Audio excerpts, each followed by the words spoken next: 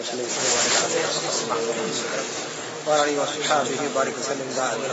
الحمدللہ. اللہ رب العزت کا بہت بڑا احسان ہے، کرم ہے، تو اس نے پھر سے ہمیں یہ شب جمعہ عطا فرمائی اور ہمارا یہ بہار شریعت کا درس کا سلسلہ جاری ہے. آج ہماری 26ویں نشست ہے اور اس 26ویں نشست میں ہمارا ایمان اور کفر کا بیان جاری ہے. بہار شریعت کے پہلے حصے میں سے یہ اس کی آخری انشاءاللہ جو ہے قسط ہوگی. پچھلی قسط میں اور اس سے پہلے کی قسطوں میں ہم نے قادیانی مذہب اور اس کے بعد دیوبندی وہابیوں کے مذہب کے بارے میں سیکھا کہ ان کے مذہب میں کیا کیا برائیاں ہیں، اور شیعوں کے بارے میں سیکھا کہ ان کے مذہب میں کیا کیا بد عقیدگی بھری ہوئی ہے، کفریات بھرے ہوئے ہیں. اس لیے کہ ہم اپنے علم میں اضافہ کر لیں تاکہ ہم ان خرافات سے، ان بد عقیدگیوں سے بچ جائیں اور ان کفریات سے اللہ تبارک و تعالی ہم سب کو محفوظ اور مامون رکھے.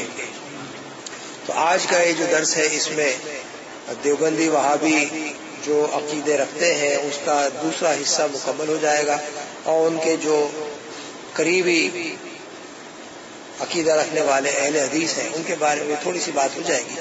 تو ہمارا یہ درس اب شروع کرتے ہیں. درود پڑھ لیجیے. اللہم صلی وسلم وبارک علی سیدنا محمد وعلی آلہ وصحبہ وسلم والحمد للہ وعلی وصحبہ وبارک وسلم. تو پچھلے درس میں ہم نے اس گروہ کے ان عقائد کے بارے میں سیکھا کہ جو یہ لوگ اللہ رب العزت کے بارے میں معاذ اللہ غلط عقیدہ رکھتے ہیں اور اللہ رب العزت پر معاذ اللہ جس طرح کے یہ بہتان لگاتے ہیں، حتیٰ کہ اللہ رب العزت کو جھوٹا تک مانتے ہیں. تو اندازہ فرما لیجیے کہ اگر رب تعالی جھوٹا ہو تو پھر تمام دین کی بنیاد ہی ختم ہو گئی. تمام دین ختم ہو گیا، پھر آپ کس بات پر ایمان لاتے ہو؟ کس بات کو سچا سمجھ کر کے اس پر عقیدہ رکھتے ہو، اس کو اس پر ایمان لاتے ہو؟ کون سی بات کو سچا سمجھتے ہو؟ کوئی بات شاید سچی نہ ہو. اللہ رب العزت کے لیے جھوٹ معاذ اللہ مان لیا تو پھر آپ کون سی بات پر عقیدہ رکھتے ہو کہ ہاں یہ بات سچی ہے؟ کسی بات کو آپ سچا نہیں مان سکتے. اللہ رب العزت اتنے بڑے کفر سے ہمیں بچا کے رکھے. پہلے ایک عقیدہ ان کا یہ تھا کہ اللہ تبارک و تعالیٰ جھوٹ صرف بول سکتا ہے، بولتا نہیں. تو اس میں بھی ہزاروں چیزیں جو ہے وہ کفریات کی نکلتی ہے. بلکہ اعلیٰ حضرت نے اس کے لیے کتاب لکھ دی سبحان السبوح، میں نے پہلے بھی عرض کیا تھا. تو اس میں بھی اعلیٰ حضرت نے ثابت کیا تھا کہ اس ایک جملے کے اندر پتہ نہیں کتنے کفریات بھرے ہوئے، لیکن اگر یہ کہتا ہے انسان کہ صرف امکان ہے اللہ رب العزت بولتا نہیں ہے، بول چکا نہیں ہے، بولے گا نہیں، تب بھی اس کے اوپر جو ہے صرف بد عقیدہ ہونے کا الزام آئے گا، اس کے اوپر مرتد ہونے کا الزام نہیں آئے گا. لیکن ہوا یہ کہ انہوں نے اپنی کتاب بعد میں لکھ دیا کہ اللہ رب العزت نے موجود بولا ہے. تو اس کے بعد ان کے اوپر آپ کو پتہ ہے حسام الحرمین کی طرف سے فتویٰ آیا اس کتاب میں، اور ان کے اوپر جو ہے مرتد ہونے کے فتویٰ ثابت ہوا. اب ان کے جو دوسرے اور بھی لوگ تھے اور ان کتابوں میں، ان کی کتابیں اب بھی چھپ رہے ہیں جو عقائد جو انہوں نے اللہ رب العزت کے برگزیدہ بندوں سے اور اولیاء اکرام سے، رسولوں سے، نبیوں کے ساتھ جنہوں نے گستاخیاں کی ہے، اور وہ کتابیں آج تک چھپ رہی ہیں. اور ان عقیدوں کی وجہ سے ان کتابوں کے لکھنے والوں پر بھی مرتد ہونے کا فتویٰ آیا تھا. وہ عقائد بتا دیے جاتے ہیں تاکہ لوگ ان چیزوں سے بچیں اور اپنے ایمان کو بچا کے رکھیں. تو علامہ ارشاد فرماتے ہیں کہ وہابی گروہ کا ایک عقیدہ ان کا یہ ہے کہ نبی صلی اللہ تعالی علیہ وسلم کو خاتم النبیین و معنی آخر الانبیاء نہیں مانتے معاذ اللہ رب العالمین. اور یہ صریح کفر ہے. یہ صریح کفر ہے. صریح مطلب کھلم کھلا کفر ہے.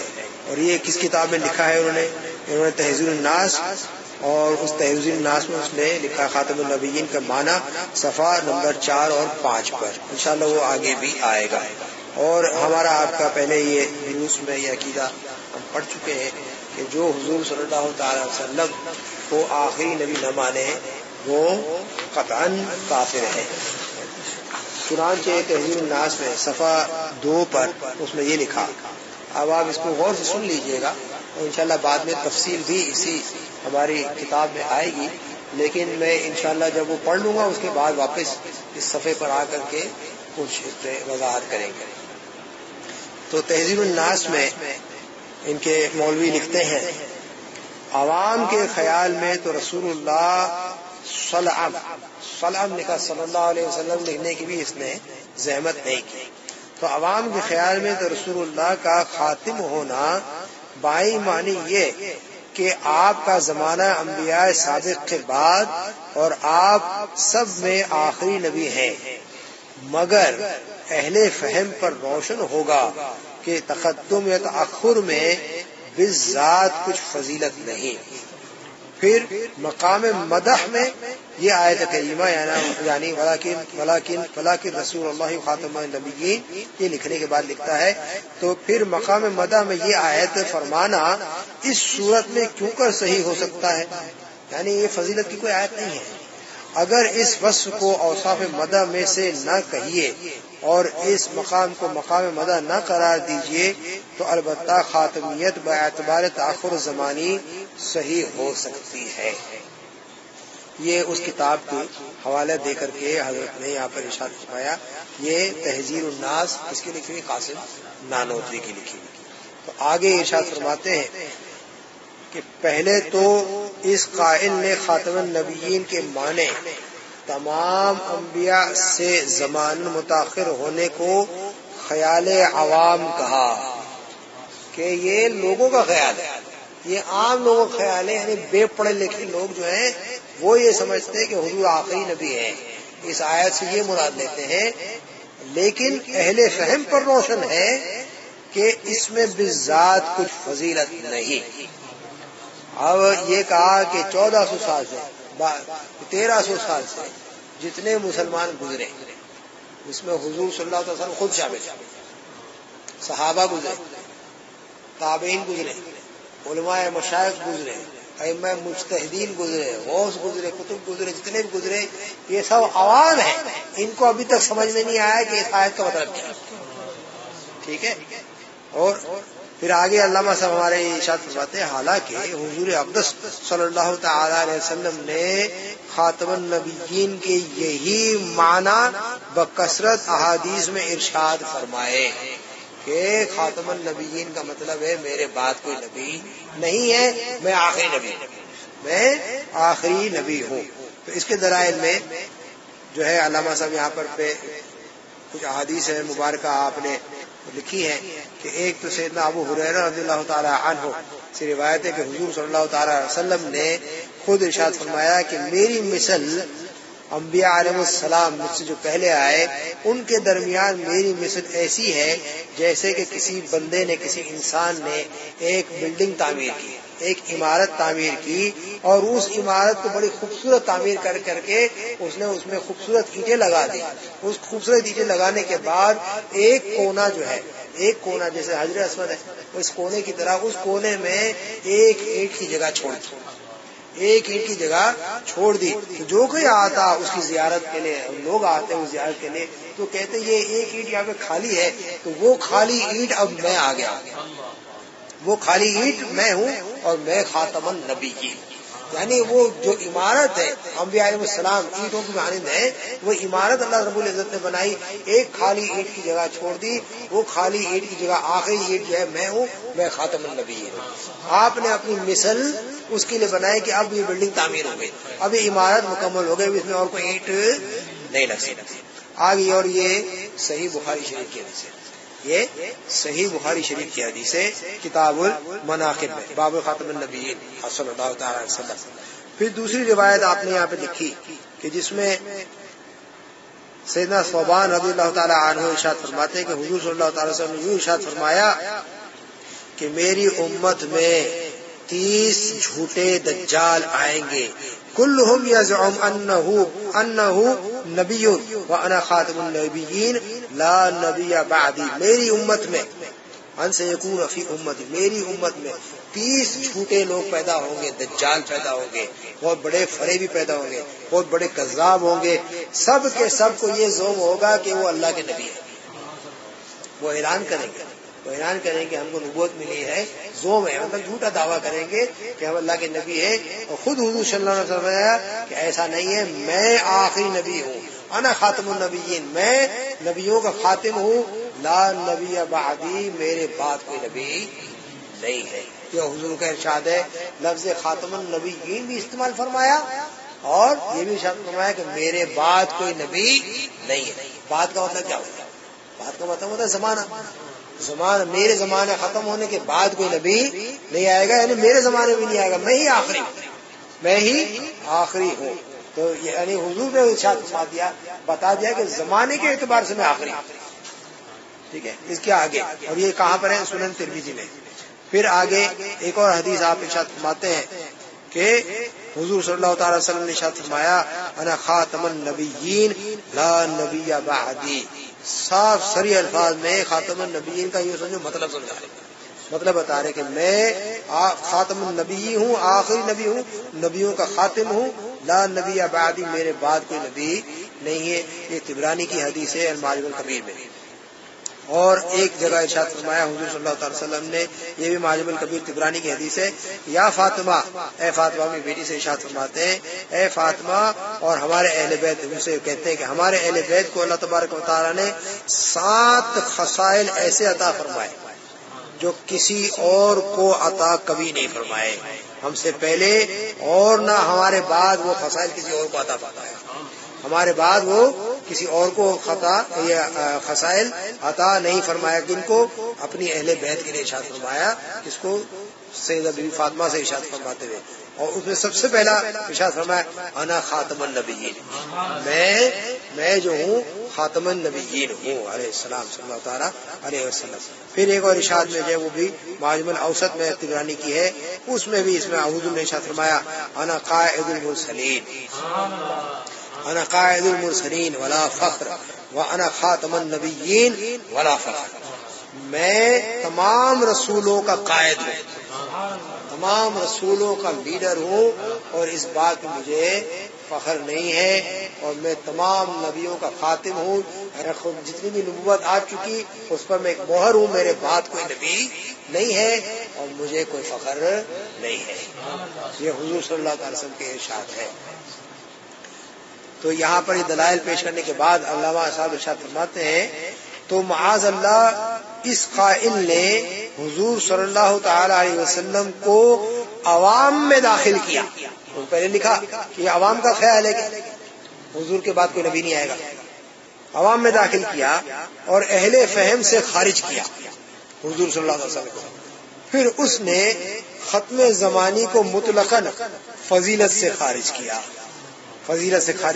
حالانکہ اسی تاخر زمانی کو حضور صلی اللہ تعالی وسلم نے مقام مدح میں ذکر فرمایا۔ یہ کہتا ہے کہ آخر میں آنا کوئی بڑی بات، کوئی تعریف کی بات، کوئی فضیلت کی بات نہیں ہے، حالانکہ حضور صلی اللہ تعالی وسلم کہتے ہیں کہ میں آخری نبی ہوں، مجھے فخر نہیں ہے۔ تو معلوم یہ فخر کی بات ہے، یہ تعریف کی بات ہے، یہ فضیلت کی بات ہے، اور یہ کہتا ہے کہ اس میں کوئی فضیلت کی بات نہیں ہے۔ پھر اس کی بات کو آگے نقل فرماتے ہیں کہ لکھتے ہیں کہ پھر صفحہ 4 پہ لکھا آپ موصوف بوصف نبوت بالذات ہیں اور سوا آپ کے اور نبی موصوف بوصف نبوت بالعرض ہے، معاذ اللہ رب العالمین۔ تو یہاں پر اس نے لکھا، پھر صفحہ 4 پہ لکھا آپ موصوف بوصف نبوت بالذات ہے، یعنی آپ کو نبی ایسا بنایا کہ آپ کو ذاتی طور پہ نبی بنا دیا گیا کہ آپ ذات کے طور پہ نبی ہیں، یعنی آپ کی نبوت زائل نہیں ہوگی۔ ایک یہ تعریف کا پہلو دکھایا حضور صلی اللہ علیہ وسلم کے، لیکن اس کے پس پردہ کچھ اور مقصد ہے۔ تو آگے لکھتا ہے اور سوائے آپ کے دوسرے جو نبی ہیں ان کو نبوت تھوڑی دیر کے لیے ملی، حالانکہ ہم سیکھ چکے کہ ہر نبی کو اللہ رب العزت نے اپنے علم سے اور اپنے فیصلے سے کس کو نبی بننا ہے، اور جو شخص یہ سوچے کہ کسی نبی کی نبوت کو چھین لیا گیا تو وہ شخص کافر ہے، وہ شخص کافر ہے، اس لیے کہ نبی کی نبوت چھنتی نہیں ہے، زائل نہیں ہوتی، ختم ہر نبی کی نبوت قیامت تک چلے گی، وہ ہمیشہ نبی ہی رہے گا. لیکن یہاں پر بات یہ ہے کہ حضور صلی اللہ علیہ وسلم کو دنیا میں آخری نبی بنا کے بھیجا. اب یہ ایک پیترا چل رہا ہے کہ حضور کی نبوت ختم نہیں ہوگی لیکن دوسروں کو نبوت تھوڑی دیر کے مل سکتی ہے. یہ بولنے کا اس کا مقصد تھا، اسی لیے آگے چل کر کے بتاتے ہیں کہ آپ نے کیا لکھا. تو صفحہ نمبر 61 پر لکھتا ہے بلکہ بالفرض آپ کے زمانے میں بھی کہیں اور کوئی نبی ہو، جب بھی آپ کا خاتم ہونا بدستور باقی رہتا ہے. مطلب یہ ہے کہ حضور کی نبوت اپنی جگہ رہے گی، دوسروں کو تو عارضی طور پر ملا کرتی ہے. تو اگر آپ کے زمانے کے بعد بھی کسی کو مل جائے تو آپ کی نبوت میں، آپ کے خاتمیت میں کوئی فرق نہیں آئے گا، اس لیے کہ ایک تیاری کرنی تھی پیچھے سے نبوت اعلان کی معاذ اللہ رب العالمین.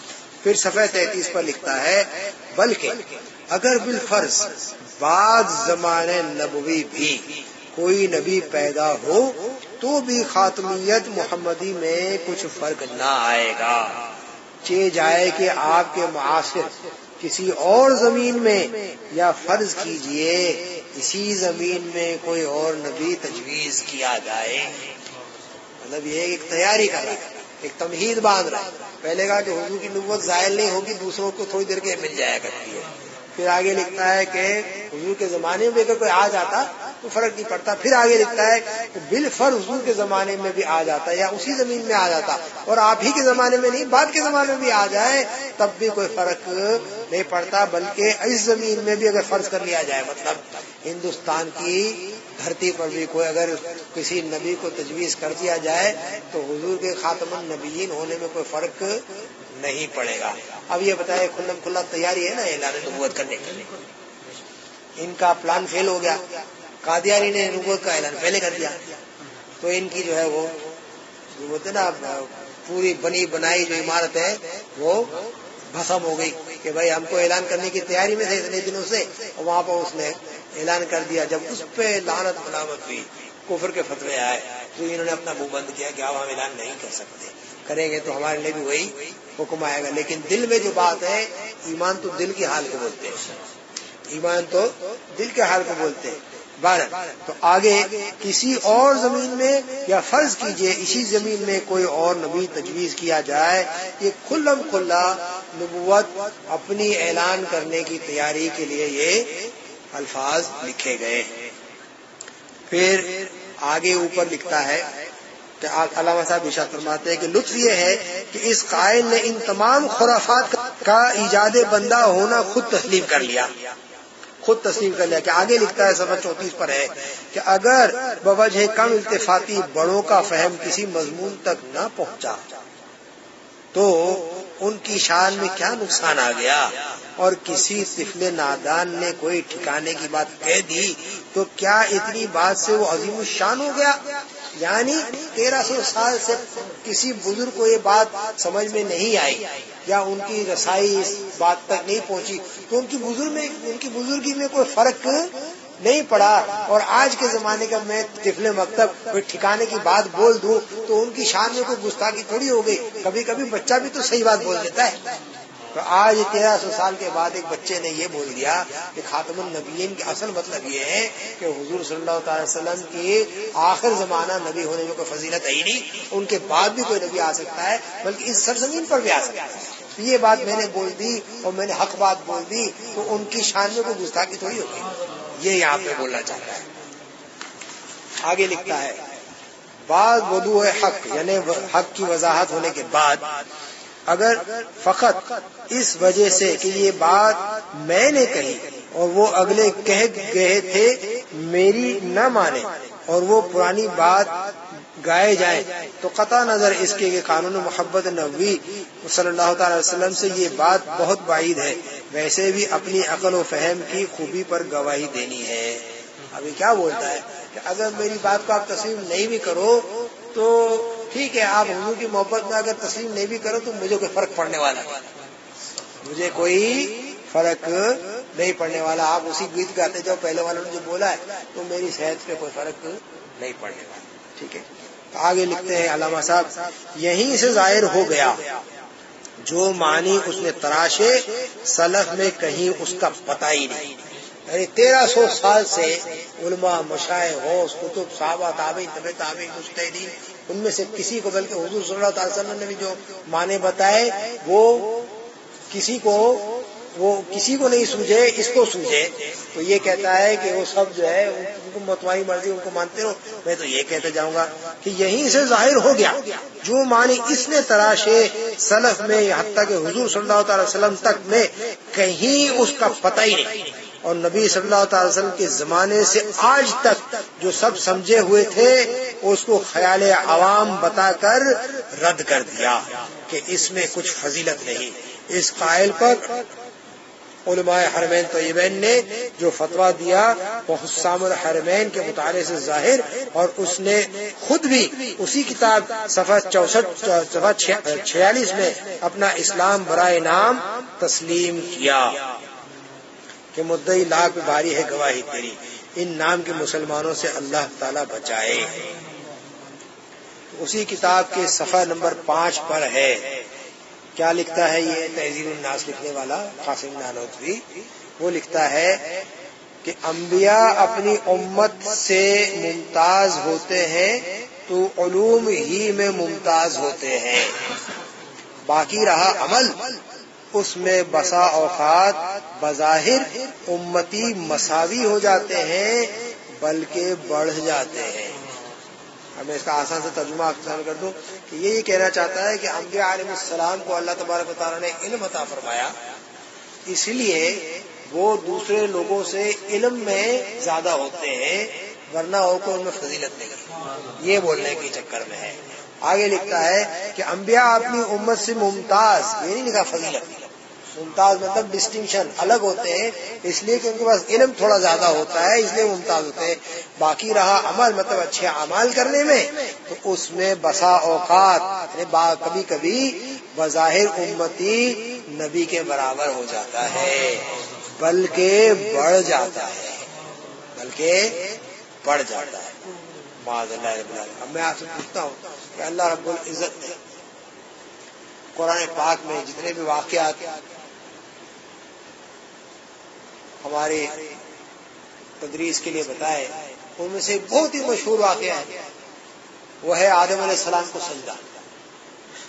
تمام فرشتوں کو حکم عطا فرمایا اللہ رب العزت نے، اور ان میں ایک جن بھی تھا جس کا نام ابلیس تھا، اس کو بھی حکم ہوا کہ تو آدم علیہ السلام کو سجدہ کر. ٹھیک ہے، آدم علیہ السلام کو سب نے سجدہ کیا سوائے ابلیس کے. کس بنا پہ سجدہ کیا؟ کس بنا پہ سجدہ کیا؟ علم تھا آدم علیہ السلام کے پاس، آدم علیہ السلام کا علم ثابت کروایا اللہ رب العزت نے، ثابت کر دیا کہ تمہارے پاس اس کے جتنا علم نہیں ہے. صرف اور صرف ان کا امتیاز ظاہر نہیں کیا، فضیلت ظاہر کی کہ یہ علم میں تم سے اتنا زیادہ ہے لہذا یہ تمہارا بزرگ ہے، اب تمہیں اس کو سجدہ کرنا ہے، تمہیں اس کو سجدہ کرنا ہے. کن کو کہا سجدہ کرنے کے لیے؟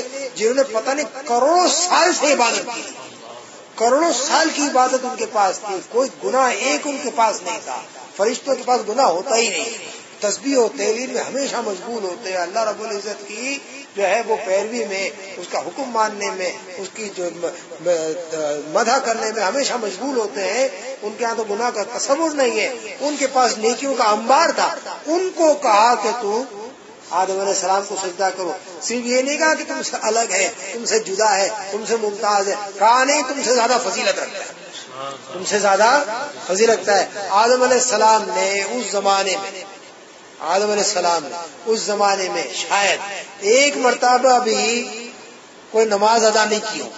صرف اور صرف اللہ رب العزت نے روح پھونکی، علم عطا فرمایا، جب روح پھینکی تو ایک بار الحمدللہ کہا آپ نے، اور پھر آدم علیہ السلام کا امتحان لیا گیا کہ ٹھیک ہے یہ نہیں بتا سکتے، اب تم بتا دو کہ کیا کیا میں نے سکھایا تم کو. وہ آپ نے جواب دیا، اس کے بعد فوراً حکم ہوا کہ تم ان کو سجدہ کرو. وہاں تو اعمال کی، جو آدم علیہ السلام کا اگر وزن کیا جائے اعمال کا، تو اعمال بظاہر آدم علیہ السلام کے نظر ہی نہیں آتے.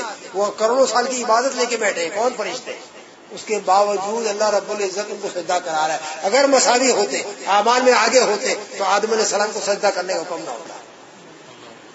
آدم علیہ السلام کو سجدہ کرنے کا حکم نہ ہوتا. تو علم سے صرف ممتاز نہیں ہو جاتا آدمی، علم سے فضیلت بھی حاصل ہوتی ہے، علم سے فضیلت بھی حاصل ہوتی ہے. اور یہ خبیث یہاں لکھتا ہے کہ امتی جو ہے نبی کے برابر بھی ہو جاتا ہے، نبی کے آگے بھی چلا جاتا ہے.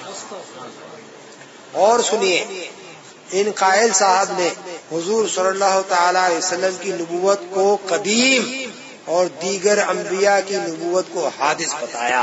معاذ اللہ رب العالمین، معاذ اللہ رب العالمین. صفحہ نمبر 7 میں لکھتا ہے کیونکہ فرق قدم نبوت اور حدوث نبوت باوجود اتحاد نوعی خوب جب ہی چسپاں ہو سکتا ہے. لکھتے ہیں کیا ذات و صفات الہی کے سوا مسلمانوں کے نزدیک کوئی اور چیز بھی قدیم ہے؟ اللہ رب العزت کی ذات اور صفات کے علاوہ کوئی چیز قدیم ہے؟ ہرگز نہیں ہے. صرف اللہ رب العزت قدیم ہے، ازلی ہے. اس کے علاوہ کوئی چیز قدیم، کوئی چیز ازلی نہیں ہے، کوئی شے ہو ہی نہیں سکتی. صرف اللہ رب العزت کی ذات اور صفات ازلی، ابدی، قدیم ہے. تو علامہ صاحب سوال کرتے ہیں کیا ذات و صفات الہی کے سوا مسلمانوں کے نزدیک کوئی اور چیز بھی قدیم ہے؟ نبوت صفت ہے اور صفت کا وجود بے موصوف محال ہے. مطلب ایک کیریکٹرسٹک ہے، ایک صفت ہے. اس صفت جو ہے کسی انسان کے اندر ہوگی تب جا کے وہ صفت بنے گی. اس کا کوئی محل ہونا چاہیے، ورنہ وہ صفت ہی نہیں ہے. جو چیز ہوگی اس میں وہ صفت آئے گی. اگر صفت اکیلے کھڑے نہیں رہ سکتی. تو جب یہ کہتا ہے کہ صفت نبوت جو ہے حضور کی وہ قدیم ہے، حضور کی صفت نبوت قدیم ہے، تو ماننا پڑے گا کہ حضور بھی قدیم ہے، تب تو صفت قدیم ہوئی. تو علامہ صاحب یہاں سمجھا رہے ضرور ہوا کہ نبی صلی اللہ تعالی وسلم کو بھی جو ہے اس کو ماننا، یہ لکھ رہا ہے کہ حضور کی ذات بھی قدیم ہے. ٹھیک ہے نا. تو پھر سے سمجھا دیتا ہوں. تو نبوت صفت ہے اور صفت کا وجود بے موصوف محال ہے. جب حضور اقدس صلی اللہ تعالی وسلم کی نبوت قدیم غیر حادث ہوئی معاذ اللہ، تو ضرور نبی صلی اللہ تعالی وسلم بھی حادث نہ ہوئے، وہ بھی قدیم مانے جائیں گے بلکہ ازلی ٹھہرے. اور جو اللہ رب العزت و صفات الہیہ کے سوا کسی کو قدیم مانے بے اجماع مسلمین کافر ہے، کافر ہے.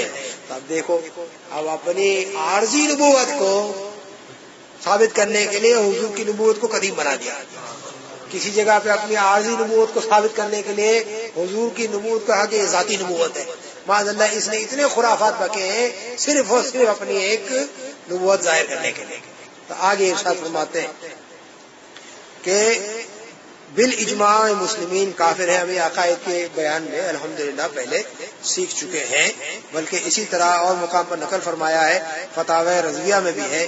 اعلیٰ حضرت عظیم البرکت مولانا شاہ امام احمد رضا فاضل بریلوی رحمۃ اللہ تعالی ارشاد فرماتے ہیں باجماع مسلمین کسی غیر خدا کو قدیم ماننے والا قطعاً کافر ہے.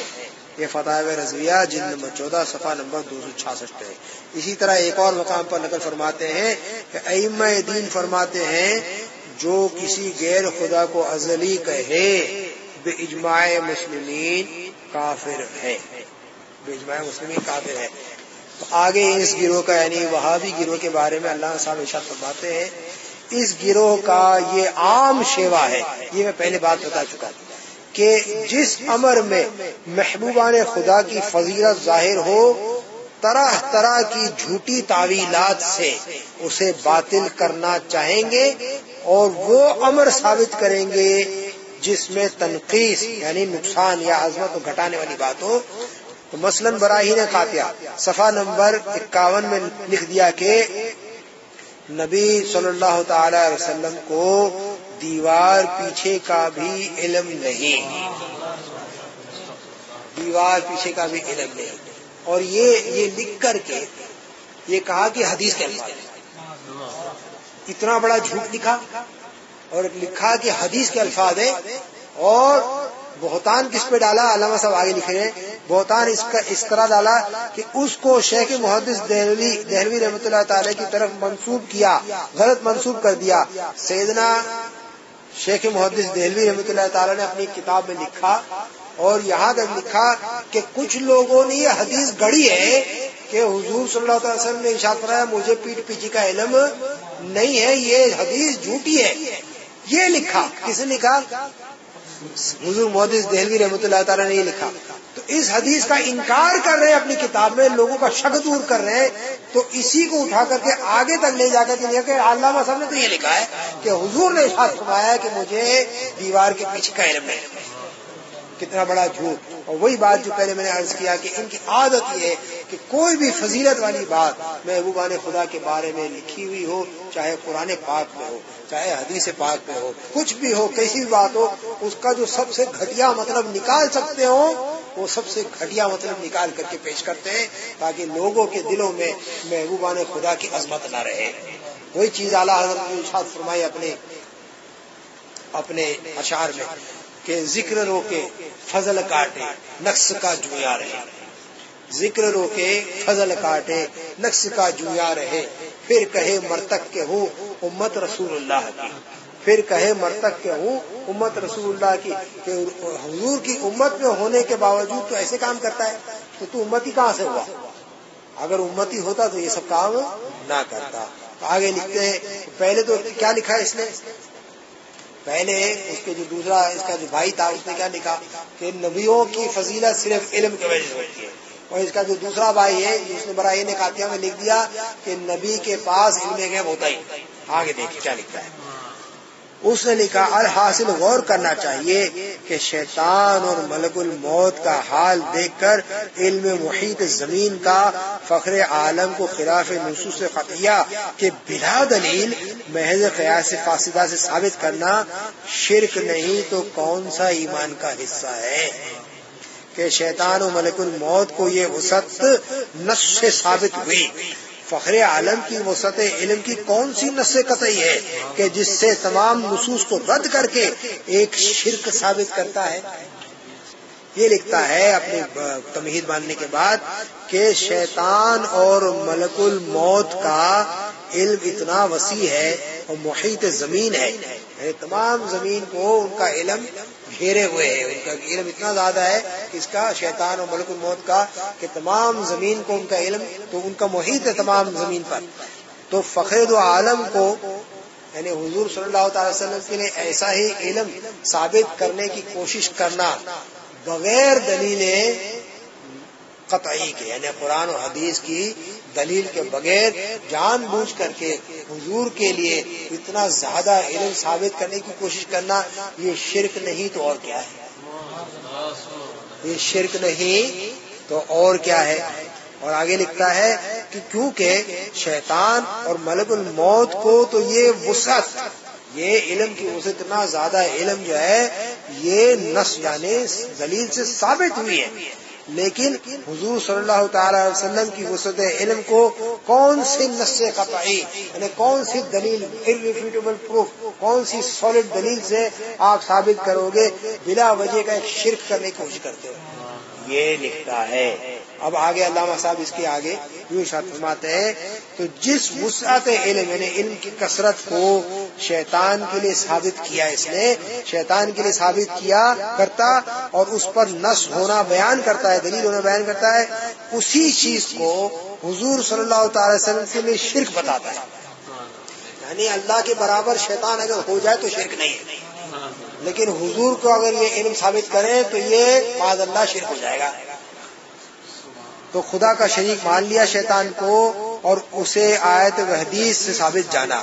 بے شک شیطان کے بندے شیطان کو مستقل خدا نہیں تو خدا کا شریک کہنے سے بھی کہے گزرے. ہر مسلمان اپنے ایمان کی آنکھوں سے دیکھے کہ اس قائل نے ابلیس لعین کے علم کو نبی صلی اللہ تعالی وسلم کے علم سے زائد بتایا یا نہیں. ضرور بتایا، ضرور بتایا اور ضرور زائد بتایا. اور شیطان کو خدا کا شریک مانا یا نہیں؟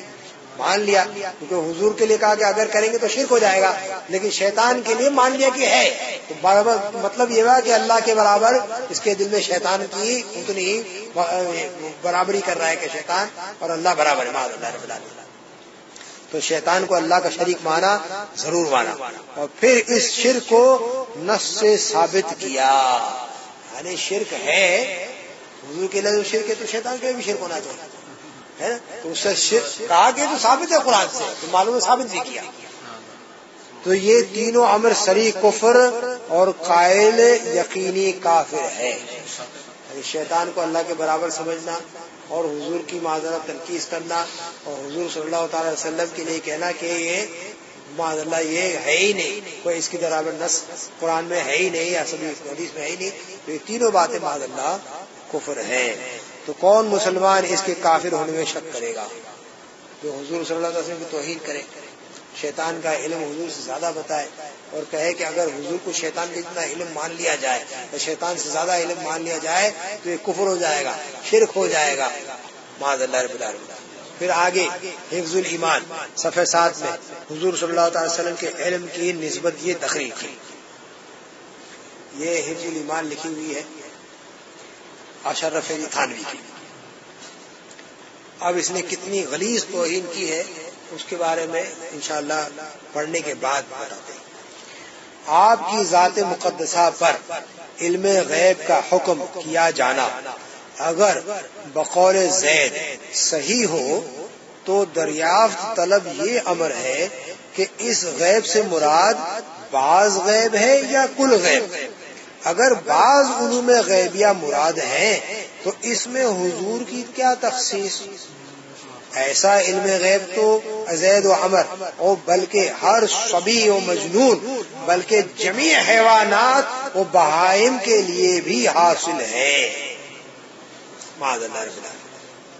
یہ کہتا ہے کہ آپ کی ذات یعنی حضور صلی اللہ علیہ وسلم کی ذات کے لیے اگر علم غیب کا حکم کیا جائے، یعنی اگر مانا جائے کہ حضور صلی اللہ تعالی وسلم کو یقینی طور پہ علم غیب حاصل ہے جیسا کہ فلاں فلاں آدمی بولتا ہے، تو پھر غور کرنے والی بات یہ ہے کہ حضور صلی اللہ تعالی وسلم کے پاس کل غیب ہے یا بعض غیب ہے.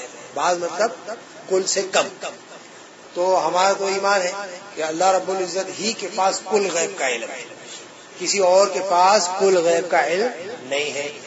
جو کچھ بھی علم حضور صلی اللہ علیہ وسلم کو ملا ہے وہ اللہ کی عطا سے ملا ہے، اور ایک بہت زیادہ ہے ہماری سوچ سے زیادہ ہے، لیکن یہ انفینٹ نہیں ہے، یہ لامحدود نہیں ہے. اس کا مطلب یہ ہوا کہ یہ کل علم غیب نہیں ہے، بعض علم غیب ہے. تو بعض علم غیب نبی کو ملتا ہے، یہ ہمارا عقیدہ ہے. تو یہ کہتا ہے تو کل علم غیب تو ہو ہی نہیں سکتا، اس نے ثابت کر دیا، پہلے لکھ دیا کل علم غیب تو ہو نہیں سکتا. تو کیا بعض علم غیب ہے حضور صلی اللہ علیہ وسلم کے پاس؟ تو اگر بعض علم غیب ہے تو پھر ایسا اتنا بعض یعنی لمیٹڈ علم غیب تو ہر پاگل کے پاس بھی ہوتا ہے، ہر بے وقوف کے پاس بھی ہوتا ہے، ہر آلو چالو غیر نتھو کے ہیرے کا پاس بھی ہوتا ہے، ہر صبی اور مجنون کے پاس ہوتا ہے، بلکہ ہر جانور چوپائے کے پاس بھی ہوتا ہے. یہ لکھا ہے. اب میں آپ کو ایک مثال دیتا ہوں، حالانکہ یہ مثال اس کے برابر ہو ہی نہیں سکتی. جیسے اللہ رب العزت غنی ہے، اس کے پاس کسی شے کی کمی نہیں ہے، کسی شے کی کمی نہیں ہے، وہ سب سے بڑا غنی ہے نا، بلکہ اس کی وجہ سے دوسرے غنی بنتے ہیں. ٹھیک ہے نا، وہ عطا فرماتا ہے. اب بالفرض آپ کسی امیر آدمی کے پاس جائیں، دنیا کے سب سے امیر ترین آدمی کے پاس جائیں، ہاں دنیا کے سب سے امیر ترین آدمی کے پاس جائیں اور اس کو بولے کہ پیس تو غنی ہے یا فقیر ہے، تو وہ کہے میں غنی ہوں، ہے نا، اس لیے کہ اللہ نے اس کو غنی بنا دیا ہے، اللہ نے اس کو غنی بنا دیا. کیوں؟ اس کے پاس بہت پیسہ ہے، دنیاوی اعتبار سے وہ غنی ہے، دنیاوی اعتبار سے وہ غنی ہے کیونکہ اس کے پاس بہت دولت ہے نا، لیکن وہ اللہ کے مقابلے میں غنی نہیں ہو سکتا، اس لیے کہ اللہ رب العزت کو تو حاجت ہی نہیں ہے پیسوں کی یا دولت کی، لیکن وہ غنی اس سے کہ اس کو کسی شے کی حاجت نہیں. لیکن دولت مند ثروت مند کو غنی اس لیے کہتے ہیں کہ وہ حاجت مند نہیں رہتا، کسی کے آگے ہاتھ نہیں پھیلاتا. تو آپ کسی امیر ترین با عزت آدمی کے پاس جائیں، اس کو پوچھیں کہ کیا تو غنی ہے، امیر ہے، کہے ہاں میں غنی ہوں.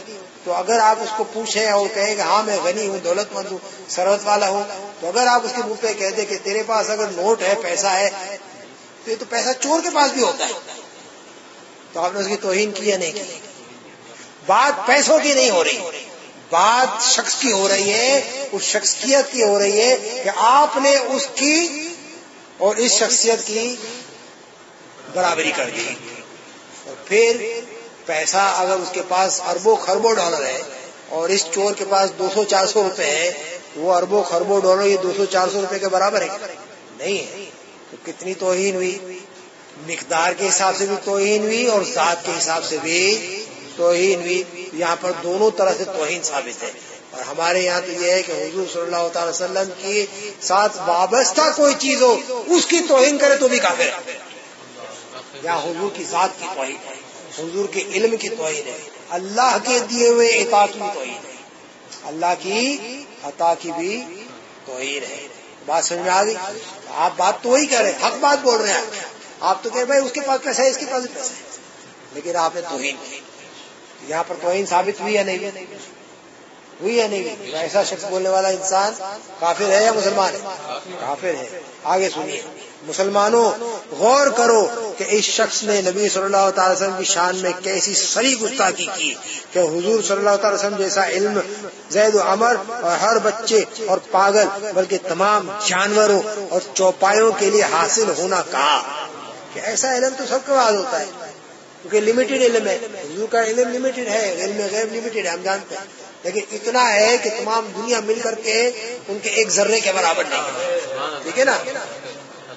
تو تب بھی ہم مانتے ہیں کہ لمیٹڈ ہے، اس لیے کہ اللہ رب العزت کا علم ان لمیٹڈ ہے. اس کا علم جو ہے اس کا ذاتی ہے، اس کا علم کل ہے. حضور کا کل سے کم ہے، عطائی ہے، بعض ہے، بعض بھی جو ہے لمیٹڈ بھی جو ہے اتنا زیادہ ہے کہ تمام کائنات کے انسانوں کی عقل اور علم کو ملا لے تب بھی حضور کے علم کے سمندر کا ایک قطرہ نہیں بنتا.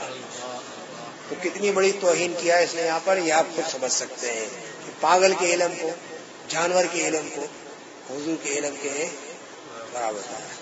آگے پھر سے سن لیجئے کہ مسلمانوں غور کرو کہ اس شخص نے نبی صلی اللہ تعالی وسلم کی شان میں کیسی صریح گستاخی کی کہ حضور صلی اللہ تعالی وسلم جیسا علم زید اور عمر، تو زید و عمر ہر بچے اور پاگل بلکہ تمام جانوروں اور چوپایوں کے لیے حاصل ہونا کہا. کیا ایمانی قلب ایسے شخص کے کافر ہونے میں شک کر سکتا ہے؟ ہرگز نہیں. اس قوم کا یہ عام طریقہ ہے کہ جس چیز کو اللہ اور رسول نے منع نہیں کیا بلکہ قرآن و حدیث سے اس کا جواز ثابت، اس کو ممنوع کہنا تو درکنار اس پر شرک و بدعت کا حکم لگا دیتے ہیں. یعنی اس قوم یعنی وہابی قوم کی بات کریں، اس پر یہ شرک کا حکم لگا دیتے ہیں. مثلا مجلس میلاد شریف اور قیام اور ایثار ثواب اور زیارت قبور اور حاضری بارگاہ بےکس پناہ سرکار مدینہ طیبہ اور عرس بزرگان دین و فاتحہ صوم و چیلم اور استمداد اور بے ارواح انبیاء اور اولیاء اور مصیبت کے وقت انبیاء اور اولیاء کو پکارنا وغیرہ. بلکہ میلاد شریف کی نسبت تو براہین قاطعہ صفحہ 148 میں یہ ناپاک الفاظ لکھے. کیا لکھا اس کا کہ یہاں پر علامہ صاحب نے جلدی جلدی بتا دیا کہ جو کچھ بھی اہل سنت کے نزدیک مندوب ہے، مستحب ہے، سنت ہے، قرآن کے خلاف کام نہیں ہے، ان سب کاموں کو یہ یا تو شرک بولیں گے یا بدعت بولیں گے یا حرام بولیں گے. جس میں میلاد شریف ہے، عرس شریف ہے، قرآن خوانی ہے، ایثار ثواب کی محافل ہے، چیلہ میں 10ویں ہے، 20ویں ہے، 40ویں ہے، سب کو یہ سب الگ الگ نام سے پکارتے ہیں. بلکہ ایک مثال دے کر کے سمجھاتے ہیں کہ براہین قاطعہ میں اس نے یعنی رشید احمد گنگوئی نے اپنی کتاب صفحہ 148 میں یہ ناپاک الفاظ لکھے. کس کے بارے میں؟ میلاد شریف کے بارے میں، جو ایک پاک تقریب ہے. سرکار کے دنیا میں آنے کی تقریب منائی جاتی ہے کہ حضور صلی اللہ علیہ وسلم دنیا میں تشریف آئے. اللہ رب العزت کا سب سے بڑا انعام ہوا اس دنیا پر کہ حضور کو اللہ نے اس دنیا میں بھیجا. اس کے بارے میں یہ لکھتا ہے پس یہ ہر روز عیادہ ولادت کا تو مثل حنود کے، حنود مطلب ہندو، پس یہ ہر روز عیادہ ولادت یعنی حضور کی ولادت کا تو مثل حنود کے کہ سانگ کنیا کی ولادت کا ہر سال کرتے ہیں، یا مثل روافض کے کہ نقل شہادت اہل بیت ہر سال مناتے ہیں، معاذ اللہ سانگ آپ کی ولادت کا ٹھہرا اور خود حرکت قبیحہ قابل لوم و حرام و فسق ہے۔ قابل لوم مطلب لعنت ملامت کرنے والا کام حرام و فسق ہے، بلکہ یہ لوگ اس قوم سے بڑھ کر ہوئے، وہ تاریخ معین پہ کرتے ہیں۔ کون؟ رافضی، شیعہ اور ہندو، وہ تاریخ معین پر کرتے ہیں، اور یہ یعنی اہل سنت، ان کے یہاں کوئی قید ہی نہیں، جب چاہے یہ خرافات فرضی بتاتے ہیں۔ اب حضور صلی اللہ علیہ وسلم کی میلاد مبارک کو کنہیا کے جنم دن کے برابر بتایا۔ کنہیا جانتے ہیں نا، کرشن کنہیا، جو ہندوؤں کے نزدیک ایک بت ہے ان کا، ہندوؤں کے نزدیک وہ ان کا معاذ اللہ خدا ہے، اور حقیقت میں وہ ایک فرضی نام ہے، صرف کہانی ہے۔ اس کہانی میں بھی کرشن کنہیا جو ہے، یہ 3 چیزیں ان کی کتاب میں لکھی، زانی بھی ہے، چور بھی ہے، خود حرام کی اولاد بھی ہے، اور ایک بت بھی ہے ان کا جس کی یہ پوجا کرتے ہیں ہندو، اور اس کی پیدائش کی جو ایک جھوٹی رسم ہے وہ مناتے ہیں ہر سال۔ تو کہتا ہے حضور صلی اللہ علیہ وسلم کا میلاد منانا ایسا ہی ہے، سنیوں کا حضور صلی اللہ علیہ وسلم کا میلاد منانا جس طرح ہندو جو ہے کرشن کنہیا کا میلاد مناتے ہیں۔ اور لکھتا ہے کہ ایک سانگ ہے، سانگ مطلب ایک نوٹنکی ہے، ڈرامہ ہے، سمجھا کیا ہے؟ میلاد شریف ایک نوٹنکی ہے، ایک ڈرامہ ہے، اور پھر اس کو ملاتا ہے جس طرح شیعہ وہ جو ہے کربلا کا ایک سانگ رچتے ہیں، ایک ڈرامہ مچاتے ہیں، اسی طرح سنی جو ہے یہ کرتے ہیں۔ بلکہ آگے لکھتا ہے یہ ان سے بھی بدتر ہے، وہ کربلا کی یاد منانے والے شیعوں سے، اور ہندو جو کنہیا کا جنم دن مناتے ہیں ان سے بھی یہ سنی بدتر ہے، اس لیے کہ وہ تو سال میں ایک بار کرتے ہیں، یہ پورا سال میلاد مناتے رہتے ہیں، تو یہ ان سے بدتر ہے، یہ ان کا عقیدہ ہے۔ تو یہ کچھ باتیں آپ کو سمجھا دی ان کے عقیدے کی۔ اب یہ ختم ہوا وہابیوں کا عقیدے کے بارے میں، خاص طور پہ دیوبندی کے بارے میں۔ ایک صفحہ رہ گیا آج کی کتاب میں، اس کو پورا کر لیتے ہیں، اور یہ انہی کے رشتہ دار ہیں، اور ان رشتہ داروں کا نام ہے غیر مقلدین۔ مقلد اس کو کہتے ہیں جو تقلید کرتا ہے، جو کسی کے پیچھے پیچھے چلتا ہے۔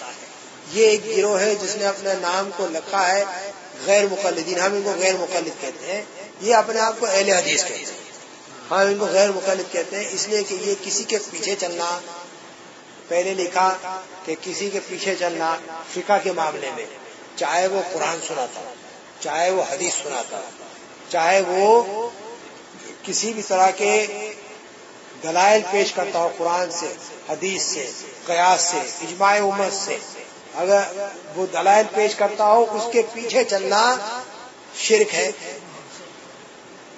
بھائی جب وہ قرآن و حدیث سے دلیل دے کر کے آپ کو سکھا رہا ہے کوئی کام، تو شرک کیسے ہو گیا؟ ہاں جی، شرک کیسے ہو گیا؟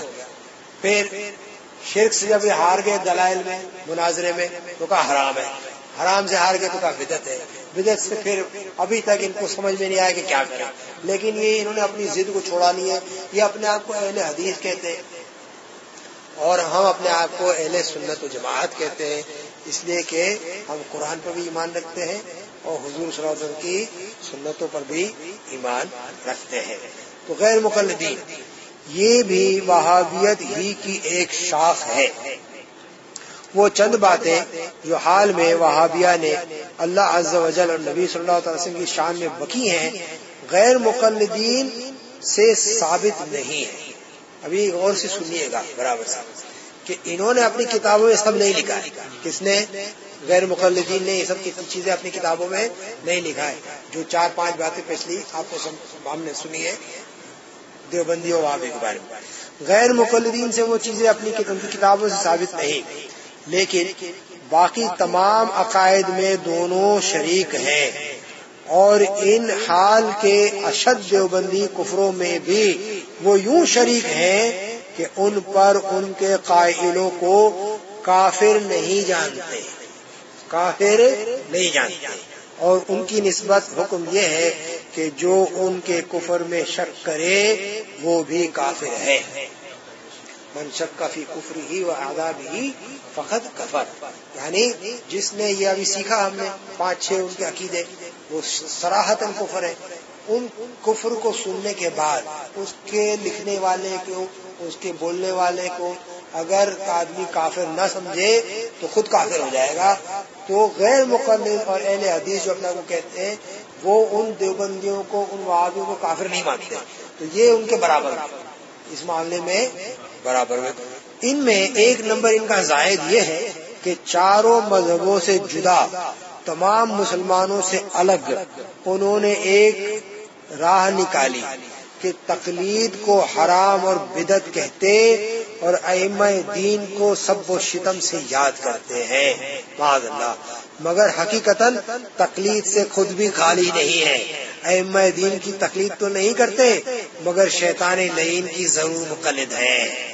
یہ لوگ قیاس کے منکر ہیں اور قیاس کا مطلقاً انکار کفر ہے. یاد رکھے گا اصول میں کہ قیاس کا مطلقاً انکار کفر ہے اور تقلید کے بھی منکر ہے، اور تقلید کا مطلقاً انکار بھی کفر ہے.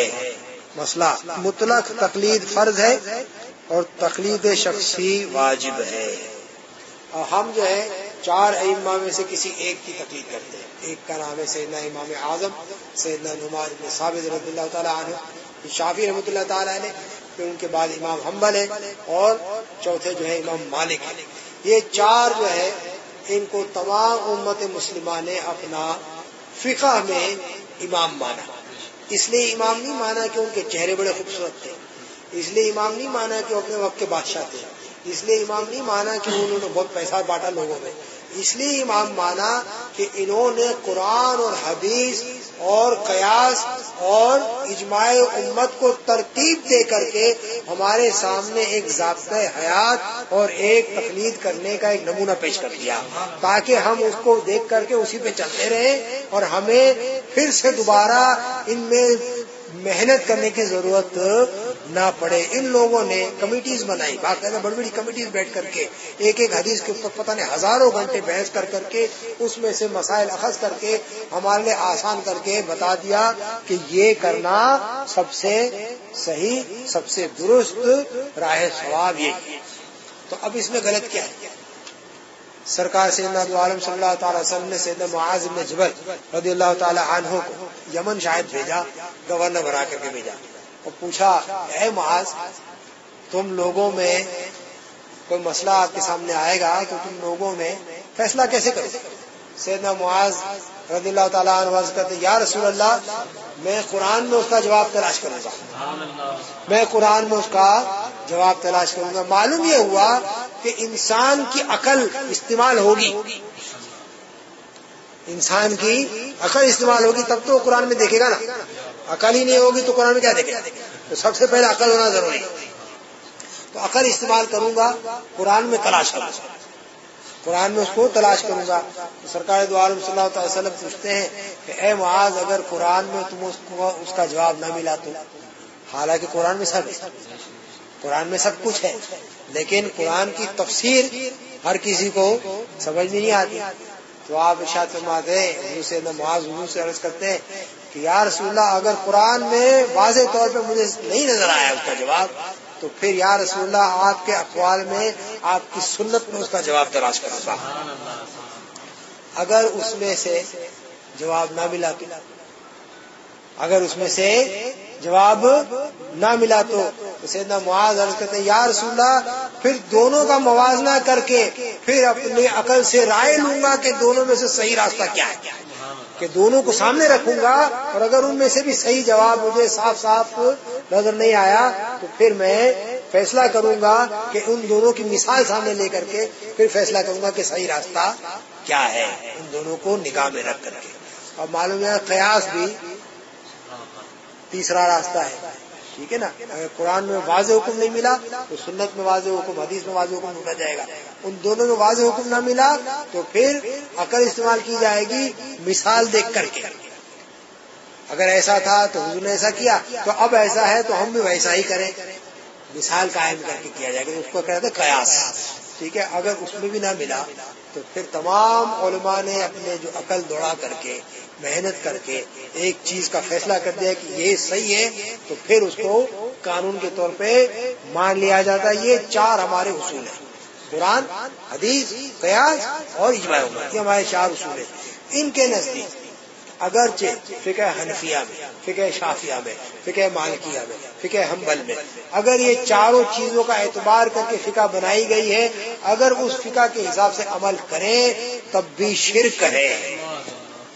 اب یہ شرک کیسے ہے ابھی تک ہم لوگ سمجھ نہیں پائے. شرک تو اس بات کو کہتے ہیں کہ اللہ کے علاوہ کسی اور کو خدا سمجھتا.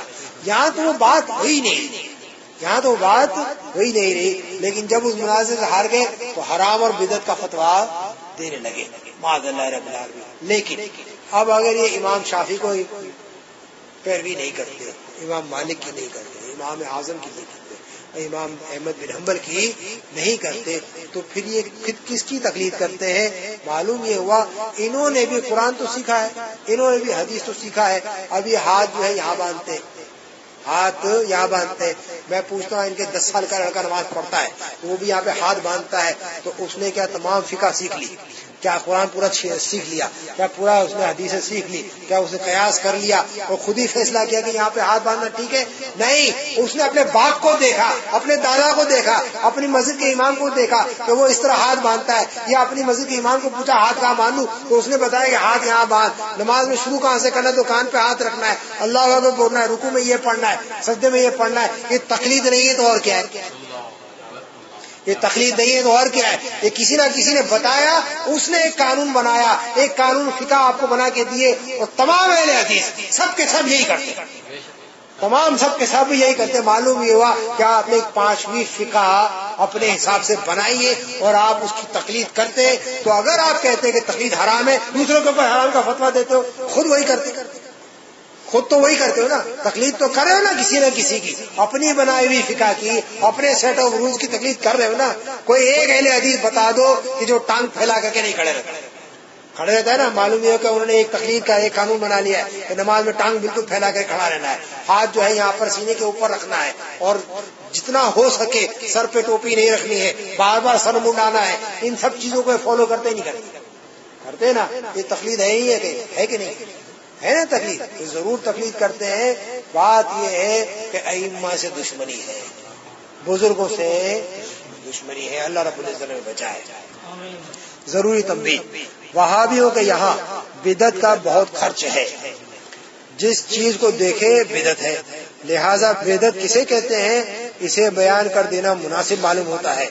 بدعت مذمومہ یعنی جو خراب بدعت ہے قبیحہ، وہ ہے جو کسی سنت کے مخالف و مزاحم ہو، جو کسی قرآن کے حکم یا کسی حدیث کے حکم کی مخالفت میں کوئی کام شروع کیا جائے، وہ بدعت سیئہ ہے، وہ بدعت مذمومہ ہے، بدعت قبیحہ ہے.